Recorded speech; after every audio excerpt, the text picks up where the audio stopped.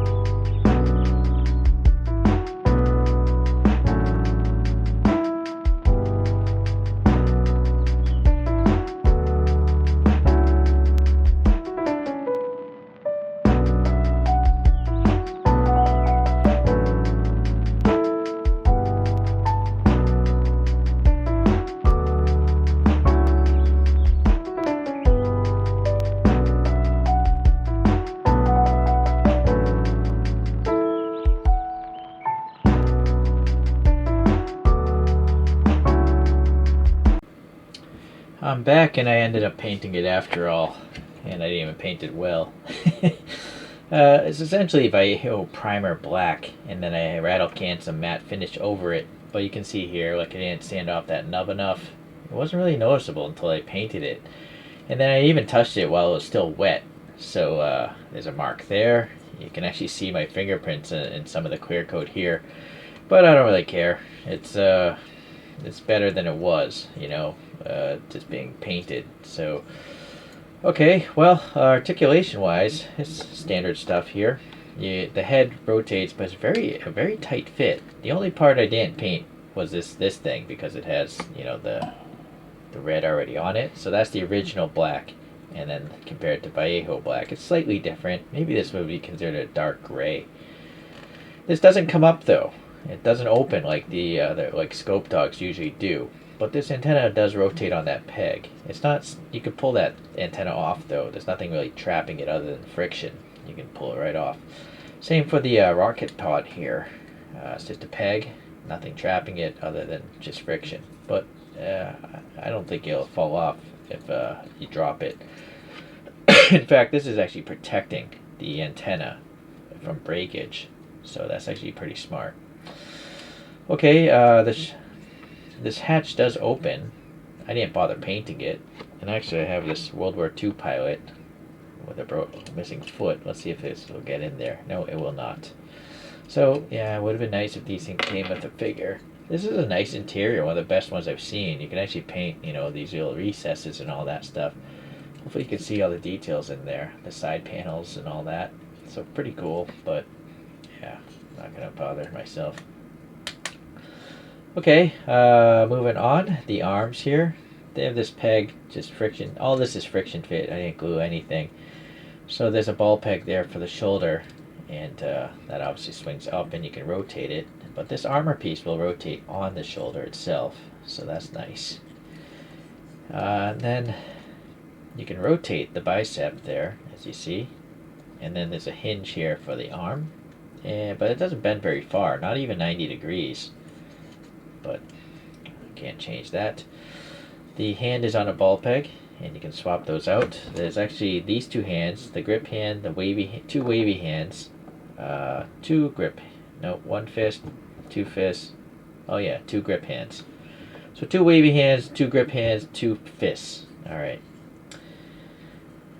And then this side has this cool claw, double claw that you can articulate each claw independently, and then the whole mechanism slides a little bit on this forearm. It's almost like the forearm punch that you would find on a scope dog, but it happens to be claws instead. So I'm going to leave that extended. I like that. Alright. Okay, this doesn't move. This does though, this thruster looking thing. So that will come out. It'll bend up to that high, and then it'll bend down this low before it starts colliding. And I did repaint this one, gunmetal. And alright, the torso here, there's a ball peg here, so you can get a tiny bit of angling before it collides, but it's mostly just rotation. All these hip armors will flip up. So you can see my fingerprint in that clear coat. So these will clear out the legs, if you want to do the crouch down mode, or just get some better posing. The hips actually have a drop down, so you can see that's down and that's up. So that's a pretty good difference in height of the hip there. Hopefully you can see. There's a peg stand hole there, but not on the bottom. It's kind of weird that it wouldn't be on the bottom, but because that flap is going to get in the way, right? So that's a weird design choice. Alright, so yeah, you can get the that leg pretty far forward and pretty far back as well. If you did want to have it in crouch down mode, that's what these pieces are for. They essentially, you would remove this silver knee and pop this one in its place and then have the crouch down mode, but I never display them that way, so I don't bother. So there is this hinge here, hinge point there, but not at the top, so it's just a single joint.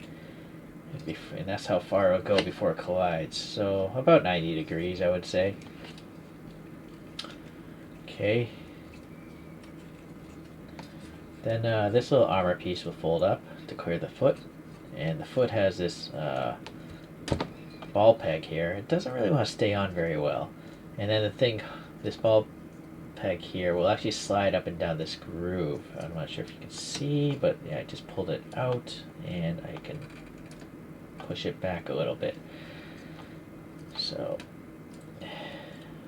let's see if I can pull this out. The problem is, I feel like the foot falls off before this pops out, but in order to get the foot on, it's going to push this back in. So it's kind of it doesn't work very well. See, I'm going to push this foot on, but I think it just pushed that gray thing down. So unless you have pliers and pull this out, or maybe jam something in there before you put the foot on, you're not going to get that extra clearance. So right now, it really doesn't go back at all. It's colliding here. It goes forward a little bit, but side to side rocker, see it pops out of that side of the joint. It's really I think it could have been designed better. Maybe if those two pieces to kind of cup that, to trap that ball or something. Bandai can do better than that, but apparently not with this model kit. Okay, so yeah, it falls out very easily. That side cut is just too much.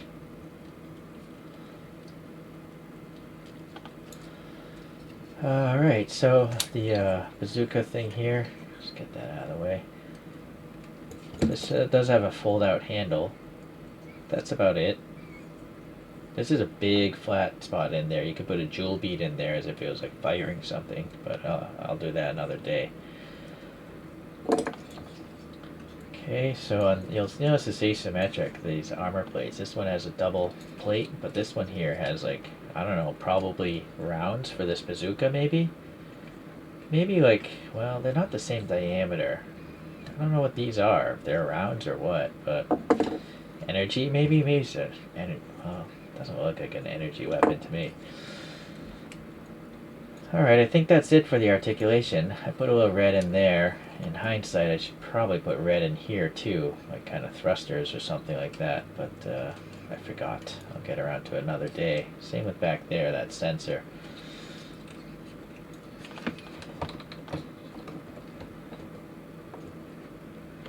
Alright, so yeah, all the joints are pretty stiff.